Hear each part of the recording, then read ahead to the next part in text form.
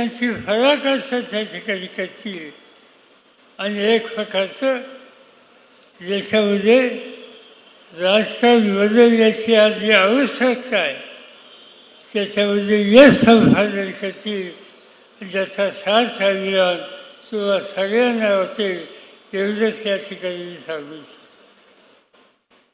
मला आणखीन 2 ठिकाणी जायचं मी काही अधिक बोलून वेळ घेऊ इच्छित नाही, पण आम्ही आणि त्यांच्या सरकारांना तुम्ही शक्ती द्या, तुम्ही फाशीला द्या आणि तुमच्या या प्रयत्नाला पूर्ण ताकदीनं आम्हाला लोकांची मदत असेल आणि मी तुम्हाला तुमच्या मदतीनं खात्री या ठिकाणी देतो की अकोला तालुक्यात बदल झाल्याशिवाय राहणार नाही.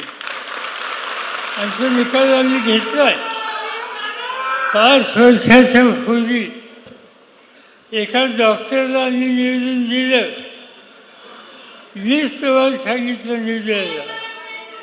मला असं वाटतं साधा माणूस आहे, शब्दाला किंमत दिली, लोकांना पाठिंबा दिली, लोकांची साथ सोडणार नाही.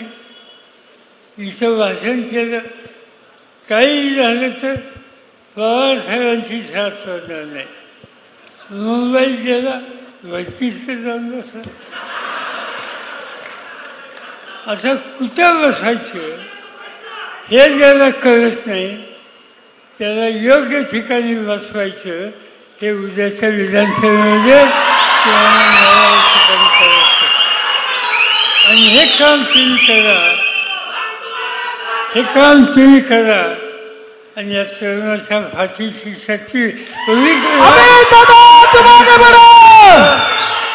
या अकोला तालुक्याच्या जनतेच्या तुमच्या तरुणांच्या ताकदीवर महाराष्ट्राचं राजकारण या तरुणांच्या सामूहिक शक्तीतून आम्ही बदलल्याचं राहणार नाही हाच विश्वास आज या ठिकाणी देतो आणि माझे 2 शब्द संपवतो. जय हिंद, जय. धन्यवाद साहेब.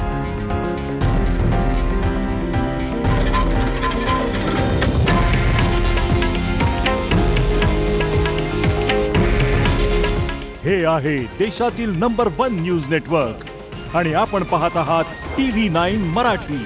काळजी तुमची, हित महाराष्ट्राचं.